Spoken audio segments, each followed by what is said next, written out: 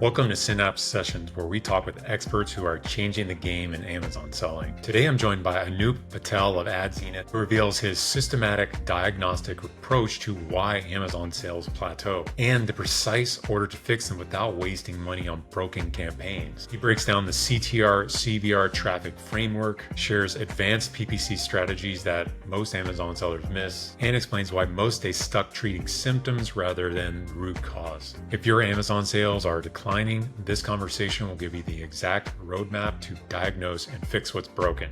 Let's jump into the session. Noop, I know you've seen countless Amazon sellers throwing money at PPC campaigns and just aren't converting. And when a seller comes to you saying, my sales are stuck or they're plateauing, what's the first thing you look at to diagnose what's actually broken? I have seen this many times before. Sellers come to me where their sales are, going down and they're unable to figure it out. And what they are doing to fix the sales is throwing more money into PPC.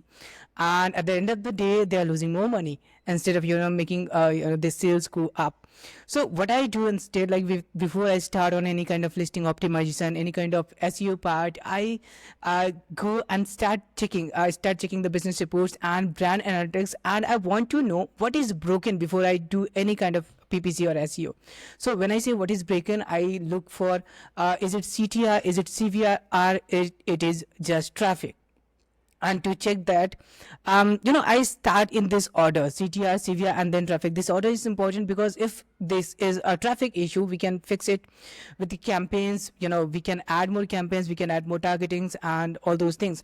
But if the CTR is an issue, if conversion is a problem, if any of these are broken, no matter how much traffic we are going to send on the listing, this is not going to make any difference. Can you dive in a little bit more about some specific things that maybe you've seen are common issues with the main image regarded to CTR that that you could see that sellers could implement right now, that you're maybe common mistakes that they're doing? Yes. So when it comes to main image, I see what people do, what sellers do. They just take a picture from their phone and they just make it white background and then they just upload it. Most of the time I see when I onboard a new client, what I see is the text. Let's say they have uploaded a packaging image. The text is not visible clearly. You cannot read what is written on the carton. You cannot read what is the weight of the product. You cannot read what is the count of if countable item. You can count the item, and on top of that, sometimes angles are not good, and seeing the image of the product, you cannot tell what is the product until you go and check your title and the bullets and all the different things. Until then, it's not easy to say what is the product. So that is where I say and that is when I say the product main image should make it absolutely clear what is the product. And then one recommendation, people are doing it, sellers are doing it, and this is giving good results as well. If you have a USP about your product, like right now, if we see current scenarios, right, when tariffs came in, people started looking for more made in USA product for some reason, right? And at the same time, what I noticed that sellers started putting made in USA in their main image, right? So what they are doing is they are putting a tag, kind of a tag, and then putting made in USA, and then they are just hanging it on the product. So it is compliant. Amazon is also not flagging it. And then of course you can do A/B testing to see, for any kind of change, whether you are doing on the images or the copy, you must do an A/B testing because you have no idea whether it is working or making a downgrade. What do you recommend as far as the A/B testing? I know there's things like PickFu that you could use to do testing before you even put an image up, but there's also within Amazon. Can you explain how that works?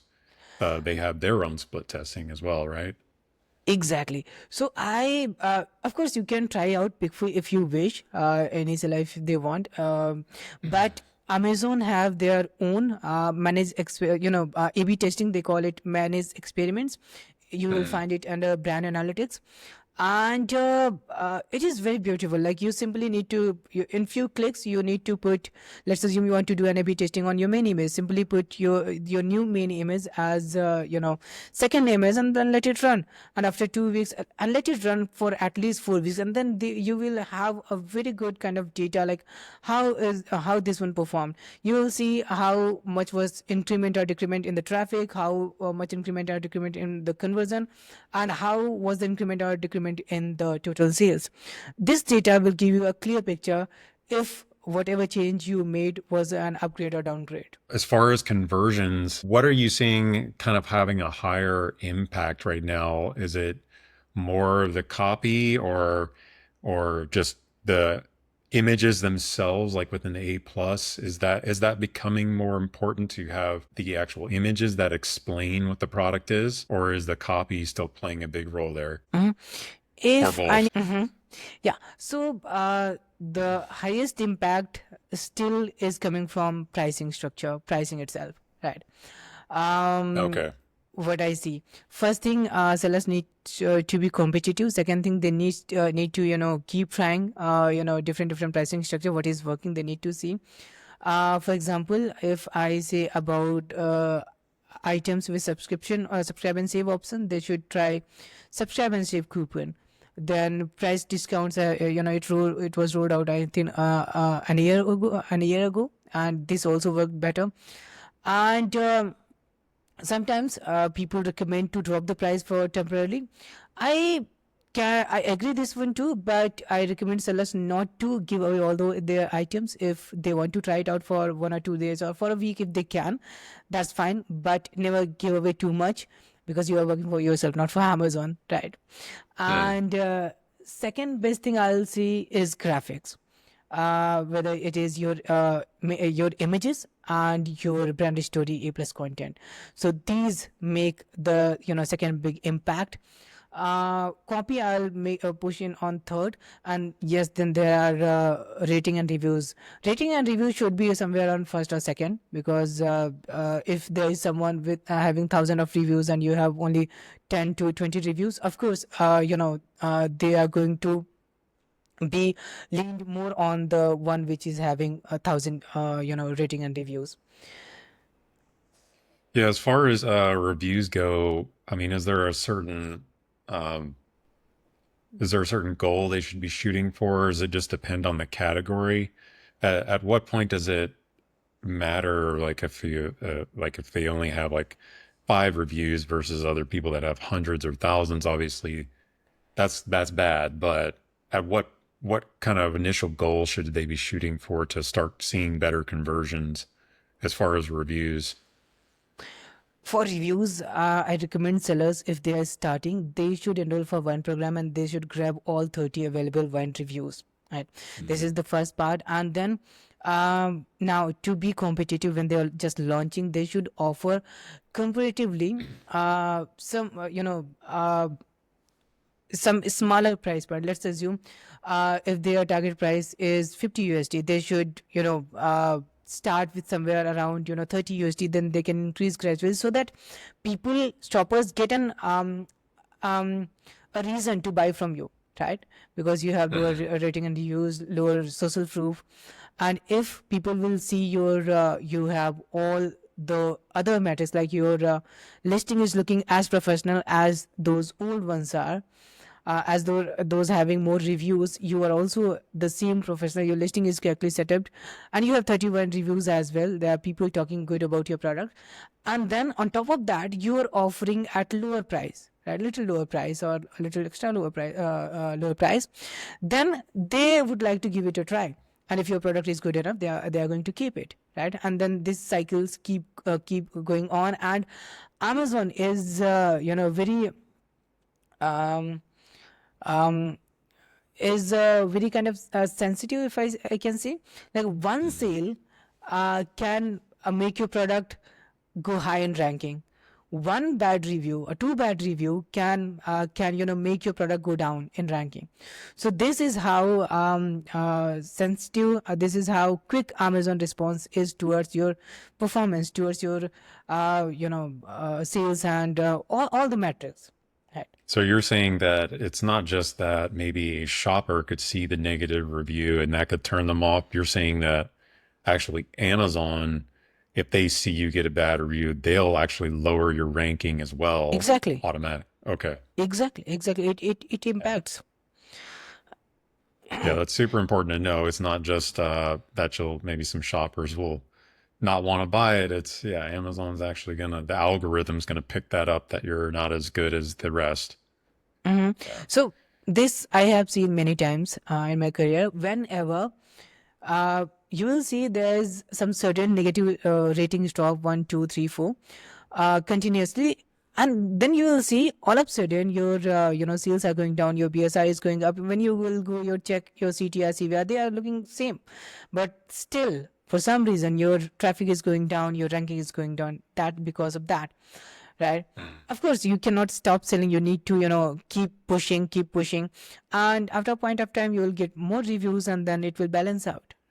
But these negative rating and reviews, these are going to impact, and let me tell you, everything is going to impact. Like if you are losing one single sale, someone clicked, someone added to cart but didn't purchase, this is going to make you one step away from the ranking, right? One single conversion, one single sales is going to push you a little bit higher. So this is how Amazon is working. So this is how quick Amazon is with everything. Okay, okay. What I have Yeah, seen that so makes far. sense. Yeah.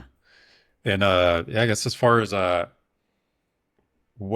not sure if you've actually tried any of the, I don't know, more gray hat things out there as far as getting reviews. What have you seen what anything that's working as far as maybe trying to get a review within the packaging, asking them for reviews in some ways or anything like that? Mhm. So I have heard of those things, these gray tactics. Hmm. There are groups also active who try to make a deal with sellers to give them reviews, but I have never tried these, and I don't recommend these as well, because you have no idea how Amazon algorithm is working, right? Some people say that okay, make a system like 10 orders, one review, 20 orders, two reviews. So this kind of system, Amazon is going to track it for some days, right? And let's assume you have a super good product, you worked really hard on your product listing, packaging, and you launched, and you are working on PPC, everything, right? In the starting your sales are climbing gradually, and all of a sudden when you invested so much time and effort and money, you got flagged because you used some these gray hat tactics, right? So I don't recommend this. If Amazon is giving this simple and beautiful tool wine program, use it, and rest I don't recommend. And then there is another thing which is called product insert. Like people used to say that make a card, it inside the packaging, and then ask them for some incentive to bring good 5-star reviews and bring them on your website. This is also Amazon has started tracking these two. I can understand that these numbers are very low. Maybe one in a million seller is getting caught, but still, I don't recommend it if you want to play long in this game. Okay, yeah. Yeah, that makes sense. And yeah, with AI getting more and more powerful now, and Amazon is obviously Yes. incorporating that and building their own AI systems, they're even better at it now as far as tracking things and seeing Yeah. what's going on. Let's move into traffic and tell me a little bit more about what people should be focused on there if they're having traffic issues. And uh, I'm guessing PPC is a part of that. Yes. And SEO. Okay. SEO is also Okay. a big part of that, right? And before going aggressive on PPC, of course, first thing we are going to check the PPC, going to check all the campaigns, any kind of repetitive keywords, any kind of wastage ad spend. We are going to work on that in the first step. But when we are going to scale, when we are going to take a step to scale, we are going to first work on SEO, because that is super important. And when I say SEO, I go deep with keyword research with helium 10, cerebro magnet, and then bunch of different filters they have you can use. And I like to put as much keywords as much I can put in the listing copy, title, bullets, description, A plus content, and even in the image tags. Amazon officially says that it doesn't matter if you put the SEO keywords in the image tags, but I say what is wrong? There's nothing wrong, so you should do. You should put, right? There's not solid ways to check it if it is working or not. So let's just put it in the image tags. There's no harm, right? And then what I have seen is some people try to keep the bullets very short, maybe one line, right, to Okay. make it look good so that people can read it.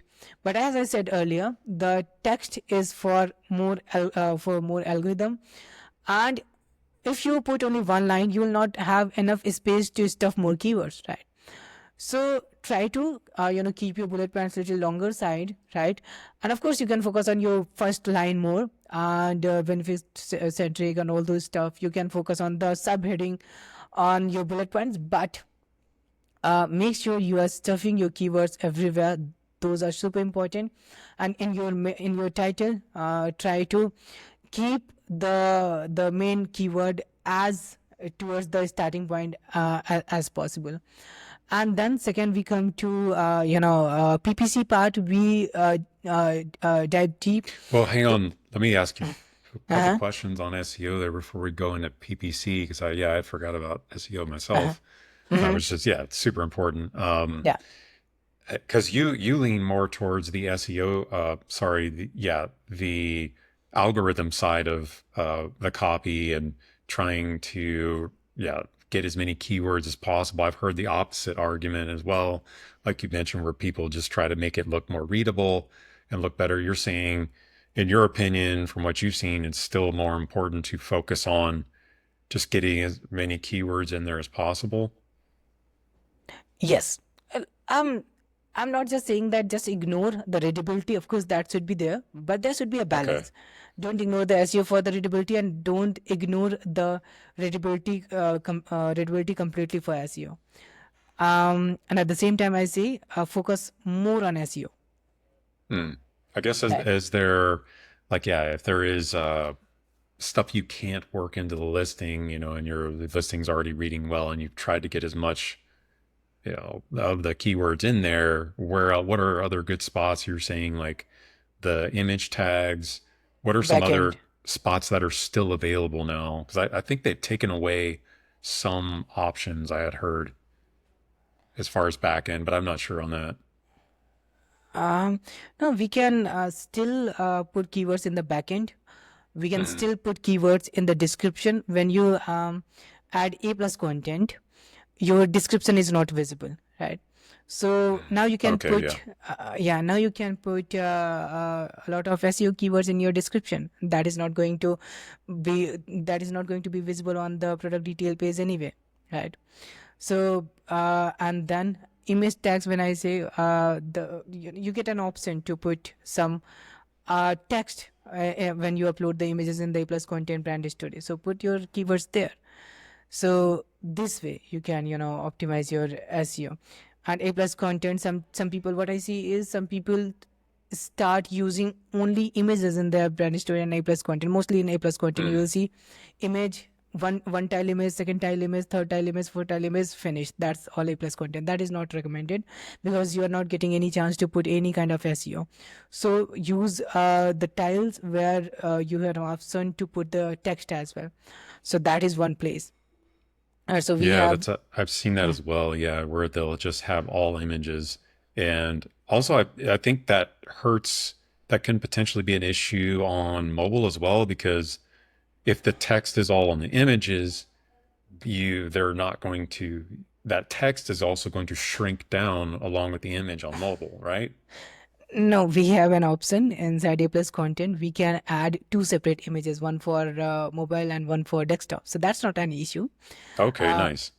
Yeah, so that's not an issue, but the real issue is with SEO. So we got title for SEO, we got bullet point, we got backend keyword, we got A plus content, we got image tags. So these are 5 places where we can put the SEO keywords. Okay, great. Great. Yeah. That sounds good. One last thing on that is as far as the title, I know they're coming out with the two-part titles, or I've actually seen that rolling out Uh-huh. here in some brands' accounts. Uh-huh. Um, what is your recommendation there, or have you been able to test that much yet? No, I heard that news, but I have not seen this in any of my accounts, and I have not worked on this. Uh, but it depends when I will see both the options. Maybe one will be, I don't know how it is going to work, but when it is available, I'm going to see what is going to be visible on the product detail page, what is going to be stay hidden, and I'll decide what to put where based on that. Okay. Yeah, it'd be interesting to see. Yeah, there's not enough data out there yet. I've only seen maybe a couple brands out there that have been posted here and there on LinkedIn, for example. Hmm. But yeah, let's hop into PPC before we wrap up here. I know it's a very important part of driving traffic. So Exactly. Exactly. So when we start working on PPC, very first thing, what we do is we go and check the search term reports, and we try to understand where the money is going wastage. So we check the option for negative keywords. We check the repetitive keywords. We check repetitive campaigns. We fix the structure. So those things, and then there is one thing I don't know if people are using it enough, which is called negative phrase. Like we have an option, we can add a keyword as negative. Let's say it's a let's say again we are selling mushroom coffee. So if you will see search term reports, you will see coffee mug, coffee maker machine, tumbler. So these kind of keywords, right? So instead of adding these coffee mug, coffee tumbler, coffee machine as negative exact, what we can do, we can add tumbler, machine, maker, mug, these words as negative phrase. This is going to make a huge difference and going to save a lot of money. How I do it quickly is I use word frequency counter, where I paste all the search terms, and then I can see how many times a word is repeating, and based on that, if it is relevant, that's fine. If it is not, I'm going to make it negative phrase. So that is one part to save wastage that is spent. In terms of scale, we start seeing what is missing, what keywords are missing, how is the ranking. If the already ads are being run, how is the ranking going, right? What is the position, and can we push more? Of course, there is a profitability term. We cannot always go on top of the search. We cannot always go on very high for some keywords, right? Because a lot of factors we need to see. We have we need to make sure that we are not going uh, above targeted tacos or echoes, right? So that part, the keywords I talked about, are the targetings, and then we see what kind of campaigns are missing. Maybe it is sponsor products ad, keyword targeting ads, product targeting ads, auto campaigns. And then one another big mistake people make is they make keywords negative, right? I'm selling mushroom coffee, and I saw I'm getting good result in with the mushroom coffee in auto campaign. And when I wanted to shift that keyword from auto to manual, what I did is I added that mushroom coffee in auto as an exact. That is a huge mistake. they uh added that as a negative in in in autos. the auto campaign. Okay, before they've Yes, moved it. Got it. exactly. So that is going to impact a huge way, because two things are happening here. Number one is I strongly believe that the placements are completely different for auto campaign and for the manual campaign, right? Your CPC is going to be different, right? So that's one thing. Second thing is, one side you are saying that, hey Amazon, this is very relevant keyword, let's push it. Another side you are saying that, hey Amazon, this is not relevant keyword for my product. So a kind of confusion is being created. So that's one thing. We make sure that it is not happening. If it is happening, we fix it. We just remove all these relevant keywords from negatives, right? We filled all the gaps with keywords, targeting campaign, whether it is sponsor products ads, keyword auto product targeting, category targeting, as I said, and then sponsor brands ads. Some people are not running these sponsor brands ads at all. Of course, I understand that the contribution of sponsored brands ads in the total sales is low compared to sponsor products ads, of course, but they are going to play a huge role in brand awareness, and this is the key purpose of this sponsored brand ad. So I recommend using these also, and make sure you are ranking on on the main keywords, and all the must rank and should rank keywords, I say it. And then sponsored display ads also there, and video ads are also there. Video ads are also really very good. I highly recommend people to use sponsored video ads. They can get realistic videos created. They can use AI also these days. AI is also doing good job. There are Amazon video creator, which is not very good most of the time, but of course, people can figure out, and it can work for some people. And then sponsored. What are you seeing display- as? Oh, sorry. I was just going to say, what is the what are you seeing as far as cost of the different ad types? Are you seeing the sponsored brand, sponsored video? Are those tending to be more expensive still? That's what I've seen in the past. What is your take there? So ads are generally being expensive day by day. All kind of ads, right? So like I don't see that there's a much difference in the CPC. It depends on keywords mostly. It depends on the match types mostly, and sometimes it depends on the ad type also. But like, okay, let's assume that the required CPC, the required bids are very high for sponsored brand ads, right? So I still recommend to create the campaigns. Of course, don't go that high, but you can try lower bids, right? Let me give you an example. I was working for a coffee product, and the required CPC was showing $15 per click, $16 per click, sometimes more than $20 per click. What we did, we didn't go that crazy, because of course no one can make money with that kind of bid, right? So what we did, we started with 50 cents, and you won't believe the ads were working even on 15 cents and 15 cents to 20 cents. Like, at one place Amazon is saying that okay, bid $15, and other side Amazon is saying that bid 20 cents. Amazon ads is working at 20 cents, right? So we started with catch-all campaign, testing these catch-all campaigns with 10 cents, and they started working. And then we started testing different things.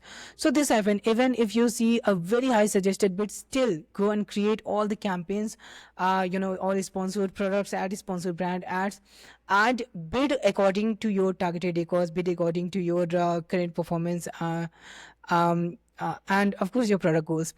And at the last, sponsored display ad, these are also sometimes very useful, not all the times, but sometimes. One thing I recommend people, I ask people to be aware. What happens is, when you create too many display campaigns, you see that your total sales is not increasing that much, but your ad sales is increasing, which means your sponsored display ads are not are now cannibalizing your organic sales, right? So keep an eye on that, and keep working on the display ads. You don't avoid them. One last thing with the campaigns, when I talk about the cannibalization, people talk about a lot about defensive campaign these days. If you go on YouTube and see the tutorials, they say that put all your products, let's say you are selling a mushroom coffee, right? Put your mushroom coffee again with the sponsored display, with the sponsored brand, with the sponsored product targeting. I like, you can go ahead, you can test it out, but keep an eye if it is really working, or it is just making your organic sales as a ad sales, right? And what I recommend instead is, if you have relevant product, do cross selling. If you are defending your product listing, defend in a right way, because someone has already watched your product and decided to move on. Now show them your other items instead of showing them the same item, because that is not going to make much sense. I will at least I will not buy the same item if I have seen the same product. what is a way they can do cross-selling? Can you explain that more? Is there a specific campaign you can do to set that Yes, up? these are simple, product targeting campaigns, whether it is, sponsored brand, sponsored product, or sponsored display. What you do is you target one product of your, like, let's assume you are selling mushroom coffee, right? Some people, because it is still coffee, so some people can be like, people can still be interested if you are selling a different kind of coffee under the same brand, right? So you can try cross selling. Not necessarily you keep spending money. You can try, right, what is working. So you have 10 ASINs. On the ASIN A, you targeted your other rest of the similar ASINs, not all, but similar ASINs. This way, once once a shopper jumped on your product digital page, he will get an option to see your other products, and at the same time you will be defending yourself from other sellers, other competitors. So this is the real genuine and smart way to protecting your listing, your detail page, from competition. Okay. Have you, as far as doing the defensive campaigns, Uh-huh. is there like a way, like maybe for a seller right now that wants to look at their campaigns and see like, oh man, maybe I'm cannibalizing my sales? Is it like there's some simple way to check that really quick? Is like maybe if they're just seeing a ton of sales on their defensive campaigns, maybe they should look into that? Or Uh-huh. yeah. Yes. So when they launch defensive campaigns, they should see, right? If they have, added a bunch of campaigns all of a sudden, then if they are getting a lot of sales from defensive campaigns, right? If they have added only defensive campaigns, then it is easy to track. They simply need to go and check how much this is impacting total sales. If they have launched a Mm. bunch of campaigns altogether, what they can do is, at a point of time, they can start, when the ad account is stable, when they are not launching new campaigns, they can start trying reducing bids gradually. I'll not recommend to just go and remove all the defensive campaign, but you can try. Sellers can try reducing the bids gradually and see the impact, right? And if they are reducing the bids and still seeing the same total sales, it means that they don't need the defensive campaigns. At least, Mm. if they still want to keep it, just keep it with 10 cents, keep it with 15 cents. Who cares, right? Okay, yeah, that makes sense. Yeah, it's Uh, good to know. Like, I think people will set up campaigns and then just forget about them, but actually check and see if they're actually doing something for you. Don't just leave them running because yeah, exactly. you could be getting those same sales organically. Exactly. And every dollar matters on Amazon Mhm. ads. And sellers cannot keep an eye on everything. That's why we exist. That's why, all these PPC managers exist. And this is our job, to keep an eye on everything and save as much as possible while you are scaling. And I strongly believe in scaling profitably.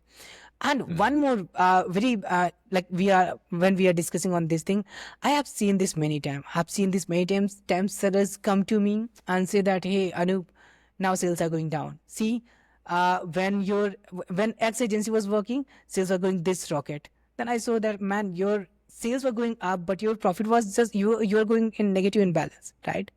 So give Mhm. me some time. Let me make it profitable, and then we will scale. Right. This is the first month. Now we are just cutting off all the bleeding and making sure that we are making some profit. Sellers have sometimes, like, I have seen sellers have no idea where's the profit. Sellers just say that, okay, the sales are increasing. Yeah, So what do this you, is, I guess that's super important, yeah, to note is like to actually see if you're actually profitable. I guess on that note, like what do you tend to use to um, figure out their profitability? Do you like to use specific tools or do you recommend a specific tool that they could use to see if they're profitable? yeah. So there are many tools. There are many paid tools out there. But if sellers don't want to go with the paid tools, there are many. They can research. They can go ahead with these. But if sellers want to do it inside Seller Central, they have a very beautiful tool inside it, which is seller SKU economics.